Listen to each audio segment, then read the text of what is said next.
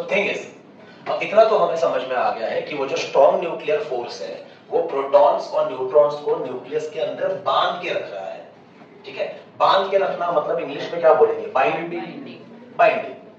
तो सीधी सी बात है, there is some energy working. अब बांध के रखना मतलब कुछ तो वर्क डन हो रहा है। प्रोटॉन प्रोटॉन्स को, न्यूट्रॉन न्यूट्रॉन को, प्रोटॉन न्यूट्रॉन को आपस में बांध के रखना मतलब some work has been done, मतलब some energy has been spent. इसी एनर्जी को हम कहते हैं बाइंडिंग एनर्जी। ये आज का मेन टॉपिक है, binding energy of the nucleus. इसको दो तरीके से डिफाइन कर सकते हैं। तरीका number 1, binding energy is the energy required to hold all the nucleons together in the nucleus. Last lecture. Nucleons मतलब न्यूक्लियस में रहने वाले प्रोटॉन भी आते हैं, न्यूट्रॉन भी आते हैं। फिर से बोल रहा हूं, binding energy is total energy required to hold all the nucleons together in the nucleus. अच्छा, नंबर लेके बात करते हैं। चलिए मान लेते हैं कि इन सबको साथ में बांधने के लिए बाइंडिंग एनर्जी है 15 जूल। अभी बहुत बड़ा नंबर लिया है मैंने, ऐसे समझाने के लिए लिया। ठीक है, अब अगर इनको बांध के रखने के लिए एनर्जी लगा है 15, तो फिर अगर इनको सेपरेट ही करना है, मतलब न्यूक्लियस को तोड़ना है, तो थ्योरेटिकली बाहर से कम इतना ही एनर्जी देना पड़ेगा। हाँ या ना? बांध के रखने के लिए 15 लगा है, तो सेपरेट करने के लिए भी कम से कम कितना? 15। रियलिटी में 15 से ज्यादा ही देंगे, no doubt in that, no doubt in that. पर थ्योरेटिकली हम क्या बोलेंगे? अगर बांध के रखने के लिए 15 जूल का एनर्जी लगा है, तो सेपरेट करने के लिए भी कितना? 15। तो बाइंडिंग एनर्जी को डिफाइन करने का और एक तरीका, binding energy is the total energy required to separate all the nucleons, to separate from the nucleus. ऐसे बोला तो भी चलेगा, वैसे बोला तो भी चलेगा। अच्छा, बाइंडिंग एनर्जी को हम लिखेंगे ऐसे, बी डॉट डी। पर फिजिक्स हमेशा दो सवाल पूछता है, क्या हो रहा है, कैसे हो रहा है, क्यों हो रहा है, वो तो हमने बता ही दिया। अब दूसरा है मेजरमेंट, या कितना हो रहा है। तो ये बाइंडिंग एनर्जी कैसे कैलकुलेट करेंगे वो भी तो चाहिए हमें। we need to find some formula for that। या फिर दूसरा सवाल ये भी मन में आता है ना कि पीरियोडिक टेबल में इतने सारे एलिमेंट हैं, हर एलिमेंट के अपने अपने एटम्स हैं, हर एटम का अपना अपना न्यूक्लियस है, तो क्या सारे न्यूक्लियाई का, सारे एलिमेंट का बाइंडिंग एनर्जी सेम है? क्या सबका बाइंडिंग एनर्जी सेम है? ये भी तो सवाल है। और अगर सेम नहीं है तो कैसे निकालेंगे? ये भी तो सवाल है। चलिए स्टार्ट करते हैं। अब इसमें ना गाइस थोड़ा ध्यान से सुनना, बाइंडिंग एनर्जी कैलकुलेट करने के लिए भी हम वही फॉर्मूला यूज करने वाले हैं, mc²। पर यहाँ पे मास कौन सा आने वाला है, ध्यान से सुनो। अगर आपको किसी ने पूछा, और मैं ही पूछ रहा हूं, कि न्यूक्लियस का मास निकालो, कैसे निकालेंगे आप? Proton plus proton. एग्जैक्टली। आप क्या करेंगे? अंदर जितने भी प्रोटॉन्स हैं उनका मास प्लस अंदर जितने भी न्यूट्रॉन्स हैं उनका मास। तो देखो मैं कैसे लिख रहा हूं,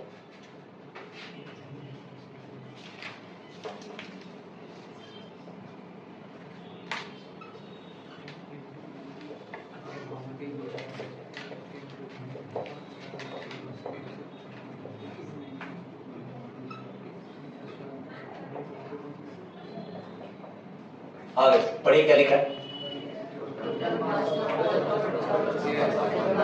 this is the total mass of all the nucleons. हाँ या ना? yes। पर हमारे पास ना गाइस एक मेथड भी है, मास स्पेक्ट्रोग्राफी करके। उसको यूज करके हम पूरे न्यूक्लियस का मास निकाल सकते हैं, एक एटम पूरे न्यूक्लियस का। और आपकी जानकारी के लिए, ये मास जितना आएगा ना, उसके मुकाबले में वो वाला मास थोड़ा सा अलग आता है। मैं नंबर एग्जांपल देके समझाता हूं आपको। अगर ऑक्सीजन की बात करें, ऑक्सीजन में अगर ये सब सॉल्व करना है तो पहले क्या निकालना है? Total mass of protons. कैसे निकालेंगे? एक प्रोटॉन का मास है mp, ऐसे कितने प्रोटॉन्स हैं? z। ऐसे कितने प्रोटॉन्स हैं? z। एक 10 मिनट मैंने दो लिंक हो जाएगा।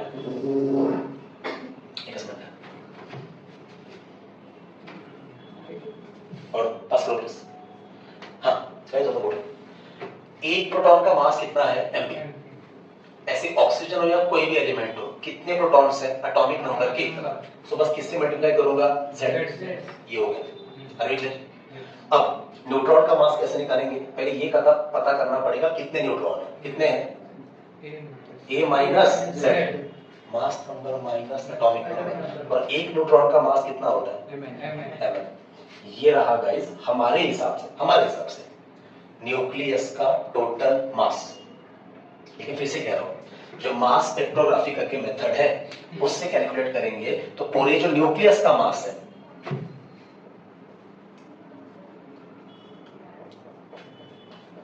पूरे न्यूक्लियस का मास, जिसको डिनोट करते हैं कैपिटल एम से, किससे? ये मास जितना आता है और पूरे न्यूक्लियस का मास एक्चुअल में जितना आता है उसमें फर्क है। मतलब अगर ये पूरा मास मान लो 18 आ रहा है तो ये 17 आ रहा है, थोड़ा कम आ रहा है, मतलब देयर इज अ डिफरेंस, या फिर इसे हम कहते हैं डिफेक्ट। हाँ एरर, इसे हम कहते हैं डिफेक्ट, या अच्छे से नाम दो तो इसे हम कहते हैं मास डिफेक्ट। अब आपके मन में सवाल तो आना चाहिए कि मास गया किधर? अरे गाइस, एनर्जी कहीं से तो आएगा ना। Energy can never be what created nor be destroyed, it simply gets converted from one form to another form। ये जितना मास का फर्क है ना, ये जितना मास का फर्क है, यही मास कन्वर्ट होता है एनर्जी में, और वही एनर्जी यूज किया जाता है to hold all the nucleons together. मतलब मैं किसकी बात कर रहा हूँ? बाइंडिंग एनर्जी की बात कर रहा हूँ। तो ये बाइंडिंग एनर्जी कैलकुलेट करना है तो पहले क्या कैलकुलेट करना पड़ता है? Mass defect. What is the mass defect?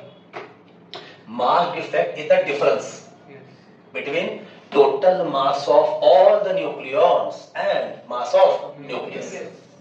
इसमें फर्क है, और ये जितना भी फर्क आएगा ना, that फर्क is called as mass defect। तो देखिए यहां से फॉर्मूले बन गए, mass defect equal to this minus this।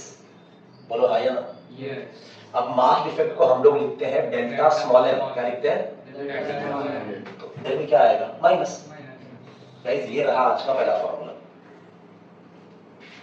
कि mass defect is difference between total mass of all the nucleons and mass of nucleus, और यही मास डिफेक्ट किसमें कन्वर्ट होगा? एनर्जी में। तो फाइनली हम ऐसे लिखेंगे, therefore binding energy is equal to, formula देख लो,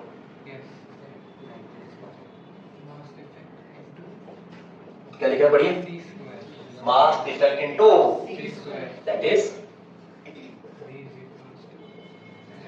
delta M into C square. अब देखिए तो आपको समझ में आ रहा होगा, मास डिफेक्ट जितना ज्यादा उतना बाइंडिंग एनर्जी भी ज्यादा। ऐसे करते हैं, ठीक है। एक पीडीएफ में आपको भेजता हूं जिसमें ना ऑक्सीजन का वैल्यू कैलकुलेट करके दिया है, मैंने गूगल से ही दिया है कि ऑक्सीजन के न्यूक्लियस का एक्चुअल मास कितना है। तो गूगल पे आप सर्च करेंगे तो आपको हर एलिमेंट का मिल जाएगा, ठीक है। खैर वो वैल्यूज हमें ऐड नहीं करना है, लॉजिक लेके समझ के लेना है। Are we clear? And out clear? तो ये जरा मैं सब लिखा के देता हूँ, सारे डेफिनेशन भी लिखा के देता हूँ, फिर इसका न्यूमेरिकल भी देना है, ठीक है। पॉज करो प्लीज। ना गाइस, अब इसको लिखने का ना हमारे पास और एक तरीका भी है, वो भी जरा समझ लेते हैं। उसके बाद एक कंसेप्ट भी आएगा जिसका नाम है बाइंडिंग एनर्जी पर न्यूक्लियॉन। खैर उसके पहले जरा देख लेते हैं, फिर उसके बाद तो न्यूमेरिकल भी आएंगे। अच्छा, ये जो नंबर ऑफ न्यूट्रॉन्स है इनको हम कैपिटल एम करके भी लिखते हैं। मतलब यही फॉर्मूला मैं ऐसे भी लिख सकता हूँ, delta M is equal to, क्या लिखूंगा? Z M P plus N M N. क्या किया? नंबर ऑफ न्यूट्रॉन्स को ए माइनस जेड लिखने की जगह में कैपिटल एन से लिखा, माइनस कैपिटल एम जो क्या है? न्यूक्लियस का मास। अब एक काम करते हैं, आरएचएस में इलेक्ट्रॉन का टोटल मास ऐड करते हैं और सब्ट्रैक्ट भी करते हैं। ऐड सब्ट्रैक्ट करेंगे तो इक्वेशन पे असर नहीं होगा। नेचुरल स्टेट में किसी भी एलिमेंट में जितने प्रोटॉन्स होते हैं उतने ही इलेक्ट्रॉन्स होते हैं। तो अगर इलेक्ट्रॉन का मास ऐड और सब्ट्रैक्ट करके लिखना है तो कैसे आएगा? Therefore delta M is equal to, मैं इसको कॉपी कर लेता हूं,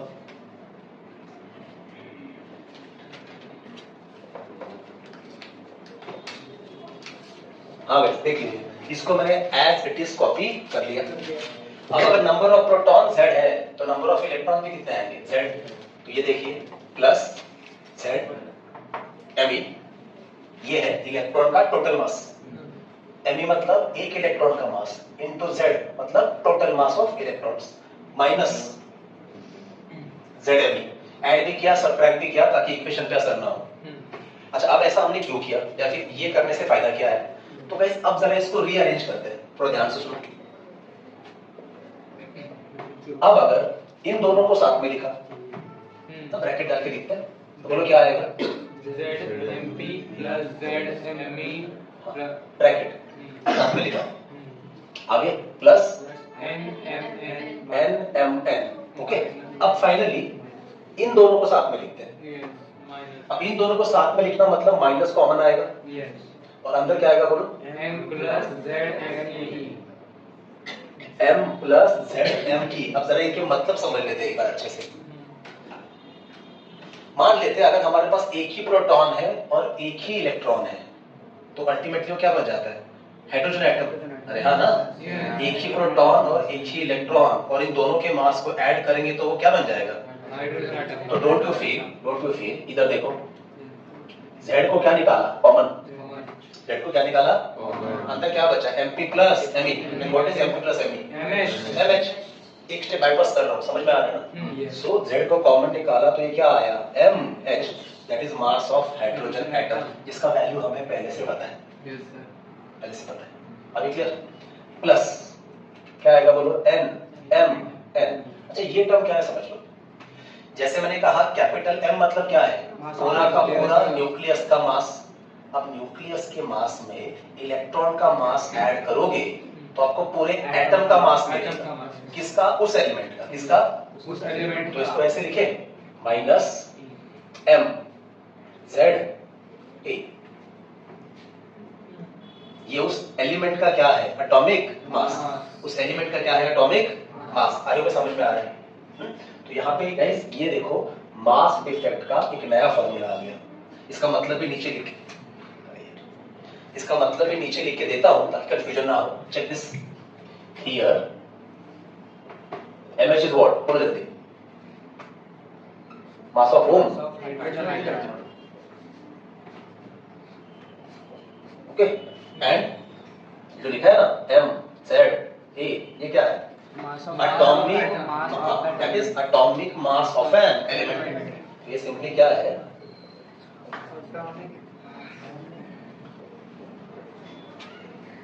गाइस ये रहा। आसान भाषा में कहूं तो मास डिफेक्ट निकालने के हमारे पास दो फॉर्मूले हैं।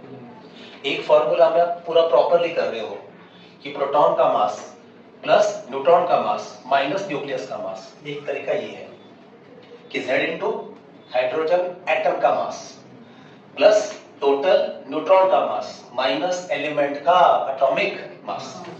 अच्छा, दोनों तरफ के मास डिफेक्ट को अगर c स्क्वायर से मल्टीप्लाई करेंगे तो हमें क्या मिल जाएगा? Binding energy. ऑफ कोर्स हम एनर्जी की बात कर रहे हैं, हम एटॉमिक लेवल पे है, मतलब बाइंडिंग एनर्जी का यूनिट भी क्या आना चाहिए? Electron volt. अब दो न्यूमेरिकल है बुक में, न्यूमेरिकल से तो कांसेप्ट हमारे और भी स्ट्रांग हो जाएंगे। जब वैल्यू सामने आएंगे तो बेटर समझ में आएगा। और जितना ये मास डिफेक्ट होगा, जैसे पहले भी कहा, वही कन्वर्ट होगा बाइंडिंग एनर्जी में to hold all the nucleons together.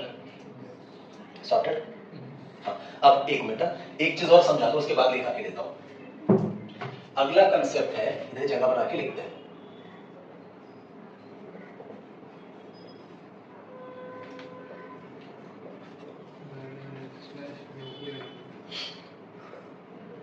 क्या लिखा है? पढ़िए, बाइंडिंग एनर्जी पर न्यूक्लियॉन।